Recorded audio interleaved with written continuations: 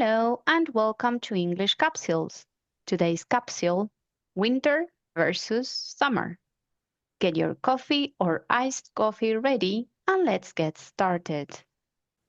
Hello everyone, this is the local weather update from Rio Cuarto, Argentina. Right now it's 6 degrees Celsius and it's foggy. But later in the day, things will change. We're expecting sunshine and warm temperatures that could reach 16 degrees. Looking ahead to the weekend, we can expect chances of rain with a temperature range from 5 to 8 degrees. Freezing cold. Hello everyone and welcome from Madrid. The temperature here is 24 degrees Celsius, the sun is shining and no rains are expected.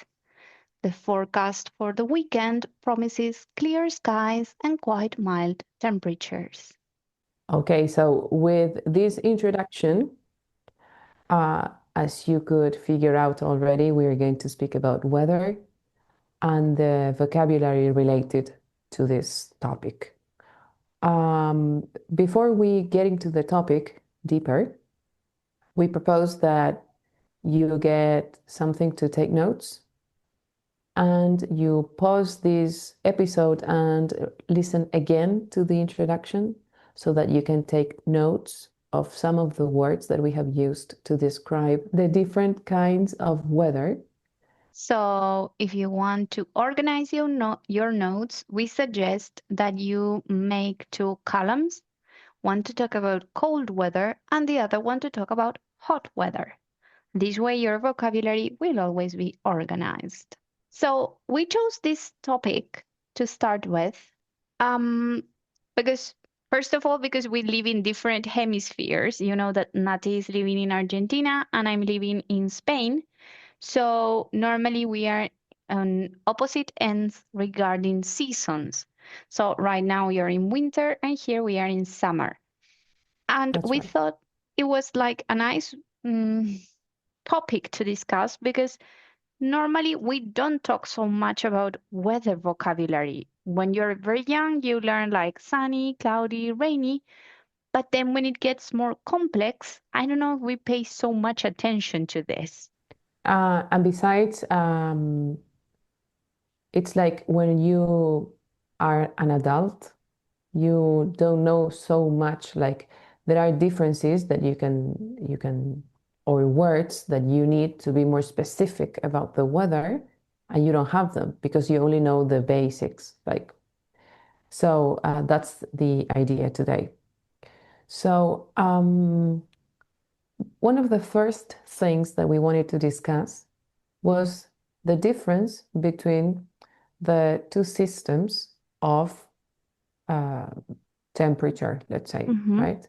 So at the beginning, both of us mentioned Celsius degrees, but as you already know, I guess, there is another system called Fahrenheit.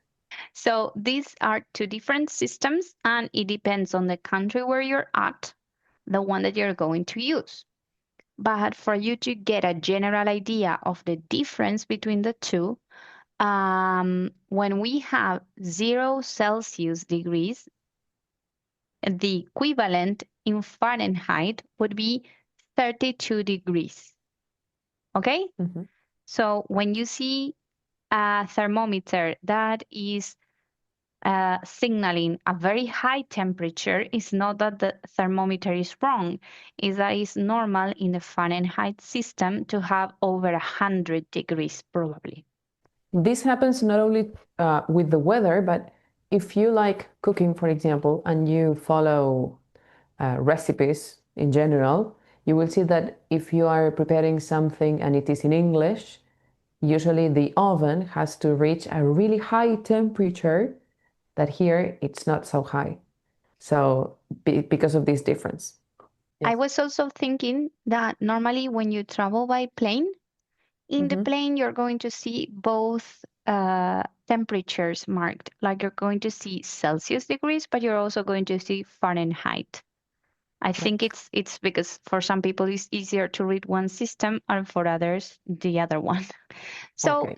Since we are on opposite ends regarding weather, I think we should discuss uh, what happened a few weeks ago. A few weeks ago, here in Spain, we went through what is called a heat wave. That is when you get really, really high temperatures during the day, but also at night. So it's basically like living inside an oven. So, during that same week where you were going through, when you were going through the heat wave, here we had a cold snap. So it's like the same extreme, like temperatures being really going to extremes, let's say, but in the opposite direction. So this was really cold. Actually, here there were um, many parts in which it snowed. In some places, it was below zero, right? Yeah, Yeah. -7, -1. Yeah, really cold. Here it was really, really cold, like freezing cold, but it didn't snow. But in some cases, some houses didn't have running water because the pipes were frozen. So I envy you because I'm team winter all the time. I I hate hate them. the summer. Well, that can be an interesting question for our audience. What team do you belong to? Like, do you like the winter? Do you like the summer? That's a good one. Okay. So if you want to answer this question, maybe you can react with emojis if you like the winter, emojis related to winter. If you are more summer team, emojis related to summer. And if you don't like emojis and you want to comment, you can do it also below this episode in Spotify, in YouTube, and even in our Instagram account, the English Capsules. Right. Okay, moving on. We can go to hot versus heat. This is a very common mistake, I would say, on the part of students, because usually Yeah. they get confused with these two words. So it's very Like, important that we know the difference. Hot is an adjective, heat is a noun. Why is it important to know the difference? Because a sentence can be completely wrong if we use the incorrect word. So, for instance, saying, I like the hot, that would be like, incorrect. when you say I like the hot, we think that our students mean me gusta el calor in Spanish. But in English, it's incorrect to say I like the hot. You should say I like the hot weather, or maybe I like the heat if you Mm-hmm. want to say calor, right? Heat. Um, then we have the word hot implemented in an expression that goes, I'm hot. Uh, you can say I'm hot or I'm cold to Right. express how you feel in relation to the temperature. Usually this is very confusing also because in Spanish we say tengo calor. So it's not uncommon to hear I have hot or I have cold. Again, Mhm. those are examples of incorrect sentences. Okay, so we are done, at least so far, with vocabulary related to cold and hot weather. But remember that we started this episode with a list. So now you're going to recover the list. You're going to go to our Instagram account, The English Capsule, where you're going to find um, a post with vocabulary related to these extreme weather conditions. So we invite you to complete this list, classifying into again hot and cold vocabulary. So, what we will do now is to focus a bit more on other words which are also related to weather, but not specifically to hot or cold weather, more specifically to some events that could occur, right? For example, when I started talking about the weather in my city, I said that it was foggy. So what is the meaning of foggy? Foggy, I don't know the scientific definition, but it is when you cannot see very far away. Like it's not raining, but there is this There's like a lot humidity of in the air. humidity in the air. Mhm. Yeah. And it prevents you from seeing ahead. So, for example, if you are looking through the window, maybe you cannot see the house in front of yours. Sorry, this is very common in horror movies Mhm. or in any Sherlock Holmes movies because this weather is particularly normal in the UK.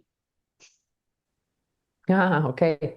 So we speak about fog, like there is fog, or it is foggy, right? That would be the adjective, the characteristic. It is foggy. So then we have another word that is drizzle. And Mhm. drizzle is when we have a very thin and light rain. So not rain properly. This is the one that you go outside and probably you get a bit wet, but not Mhm. that you're going to be soaking wet. For soaking wet, we have the following terms. We are going to tell you three expressions that we can use to speak about heavy rain, when it rains a lot. The first one is downpour. You can also use pouring down, or you can use bucketing down, right? There is an expression that we use in Spanish that is está lloviendo a baldazos, we say. So maybe we can connect this one in Spanish to bucketing down Thank you. because Yeah. bucket is balde. Okay, and finally related to rain, we've got a phenomenon that normally happens more normally when it's summer. It's not so common Mhm, in winter, and it's hail. So hail is when the weather conditions allow for instead of water falling, we've got these little balls of ice falling mhm. from the skies. These are very damaging to property and also to crops, for instance. Yeah. And depending on the size, they can really hurt you. Right, because sometimes you have them like small balls, really small, but sometimes they are big as As a golf a golf ball. a golf ball, yeah, or an egg. That's the size.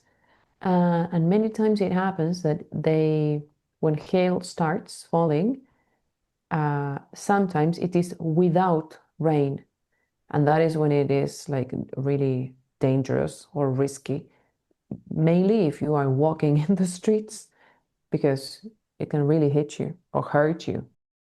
Okay, Okay, so so more related to, again, the heat, we would have sandstorms. So sandstorms don't sound like something you would have in the city, but I mhm. think it depends on the type of city, because probably if you live in a place like Vegas, Abu Dhabi.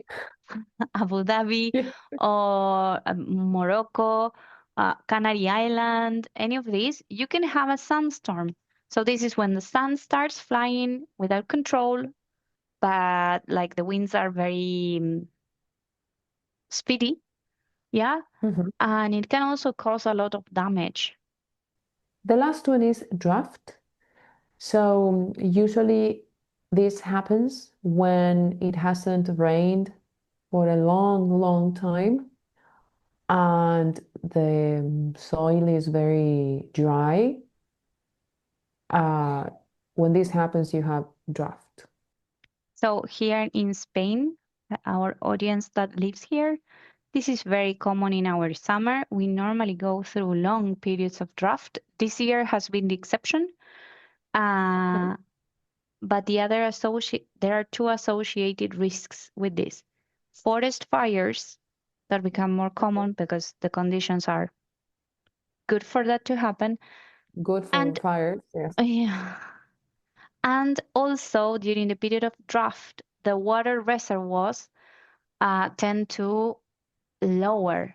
it has happened here that you have to use the water very responsibly, and in some places, unfortunately, sometimes they even run out of water, of running water. This is pretty common here in the summer. When you were mentioning the fires, it is really common in the hills because lately it hasn't been raining as it should. So everything is really dry. So they are always giving advice on how to light a fire and turn it and put it off responsibly, let's say, in order not to cause a fire. I think that we need to have more education regarding how to use water responsibly. So I would say stay tuned for a little bit more of weather vocabulary because we've got some expressions that we have reserved for another episode. This is all for today. Thank you for listening to us. Okay, so before we go, remember to subscribe if you haven't done it yet. Give love to our content and spread the word to help our channel grow. Also remember that you can rate our episodes and comment on each capsule. Activate the bell so that you know when our next capsule is out, and take a look at the description and our Instagram account to take more advantage of our content. Okay, so that's all for today. Bye for now. Bye.